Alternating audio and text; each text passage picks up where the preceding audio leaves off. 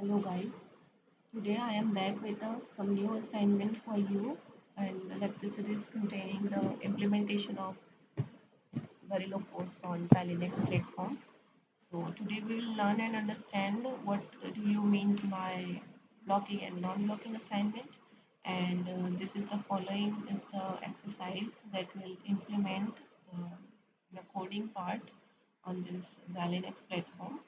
So stay tuned and stay connected, and let's begin the understanding of the blocking and non-blocking assignment.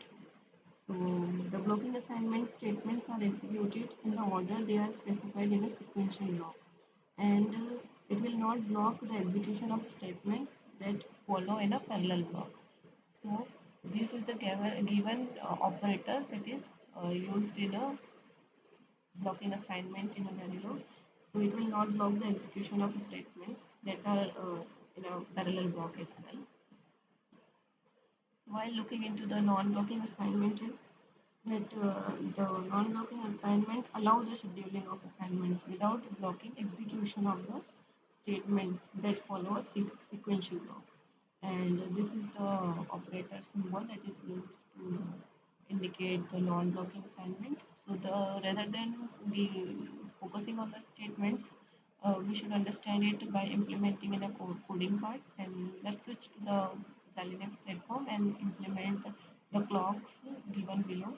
So once you also try once that how you will generate this clock. Then with respect to clock, we will generate clock A. Then with respect to clock A, you need to generate clock B. And with respect to above clocks, you need to use some logic how you can generate clocks. So let's begin.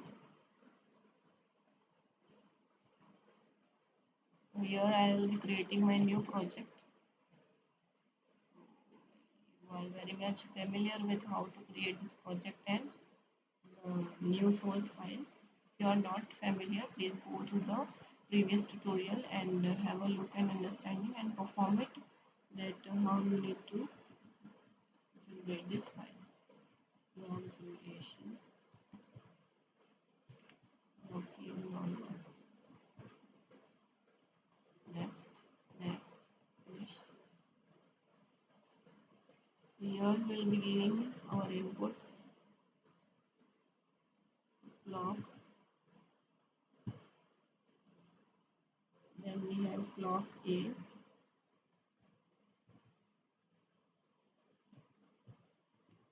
Clock B. Clock C.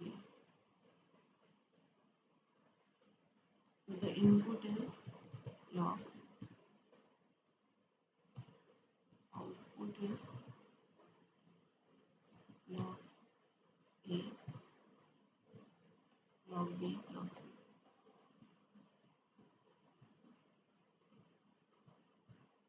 Fine. Now here we will initialize the clocks and begin the with initializing the clock with 0 value. Clock A is equal to 1 with 0.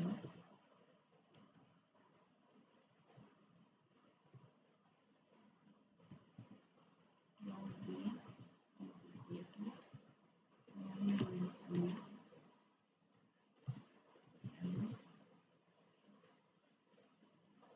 And always what is happening here, let's go back to the waveform.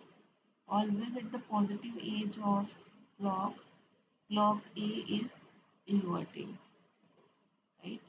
Again, if you see here having a positive edge, then it is inverting to the negative. Again, until it's we are having a positive edge at clock, it's not inverting, it is 0, and then as soon as it gets along with the positive edge of clock, clock A gets triggered to from 0 to 1, and this goes on. So how you will implement it? So for that, always at the rate posage clock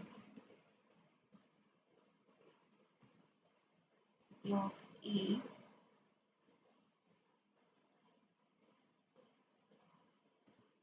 Here we are using non-blocking assignment. This was the blocking assignment. Here for sequential flow, so non-blocking assignment is used, and usually for combinational flow and assigning of variable, blocking assignment is used. So that can be used and that can be considered as a thumb rule also. Now let's see what is the next. So you need to invert this block. Okay, and you are familiar with the operator, inverter operators is, and then block. If you are not familiar with these operators, please go through the previous tutorials and you will find that what do you understand by operators in Verilog. Then always at usage of clock A. Let's switch to the image. So now what is happening in clock B? It is always getting inverted when clock A is at the positive edge. When clock A is switching to the positive edge, every time clock B is getting inverted. So this logic we will implement over here. That's why I have taken it as a usage at clock A. So now here clock B will be assigned as such inverting operator clock B. Fine. Now, now what is happening? Always at the rate. Now let's see at clock C.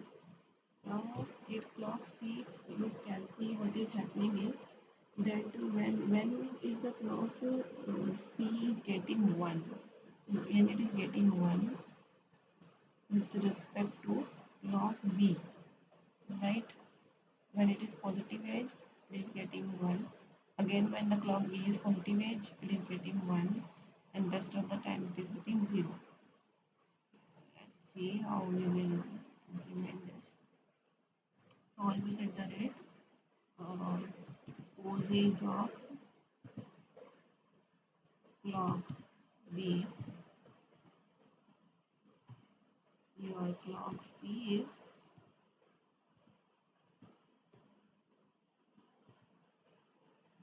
1 bit. 1.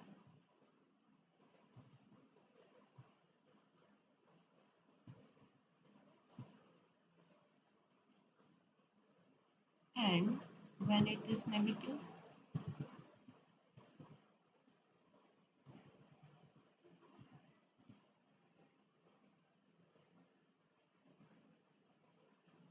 let clock A, when clock A is negative edge, when clock A is negative edge, it is getting 0. It is negative edge, it is getting 0. It is negative edge, it is getting 0. Same thing we will apply over here. So this time we will write here neg edge clock. What we need to suppose to get is clock C is 1 bit 0.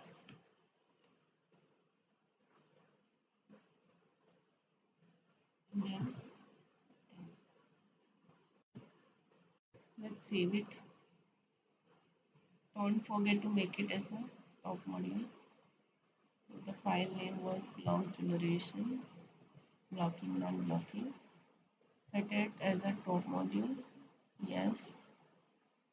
Now what is, and then finally implementing a clock C by using a posage, and then you can see that clock B ending clock A gives clock C. clock B, ending clock C, clock B, ending clock A gives C, right? So same thing we have done over here, and that is done using a uh, blocking assignment operator. So now let's directly simulate it and check if we are facing any error or not.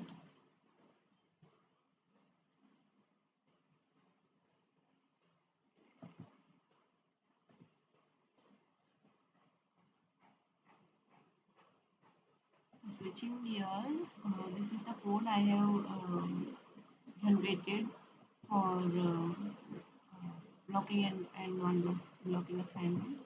So here I'm gonna explain you quickly that what does this means. So here we are generating one clock, and then we are taking our three clocks that we need to generate using clock initial clock, that is our main clock.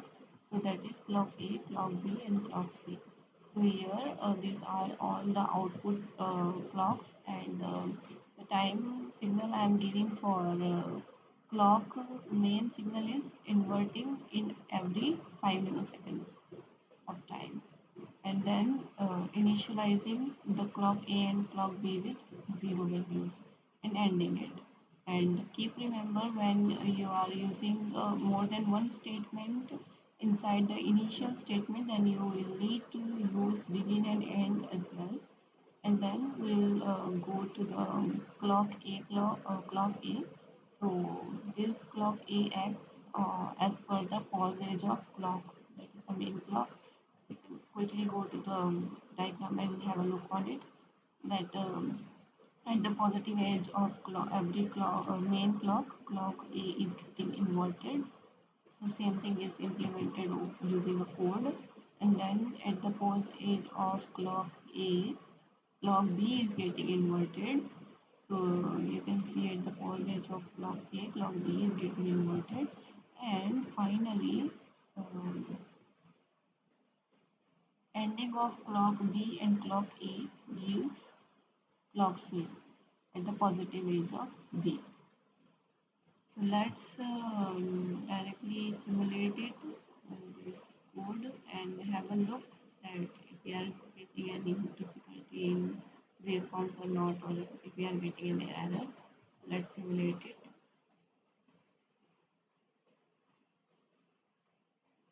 Okay, zoom to fit in.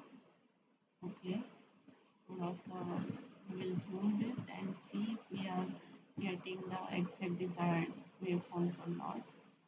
So this was the given waveform, and yes, I suppose that we have successfully implemented this waveforms.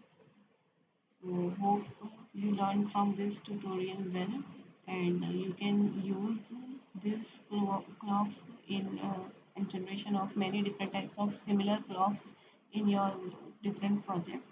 So if you do like and share guys if you like the learning part, and stay tuned for more exercise and upcoming tutorials, and stay safe and thank you. Bye.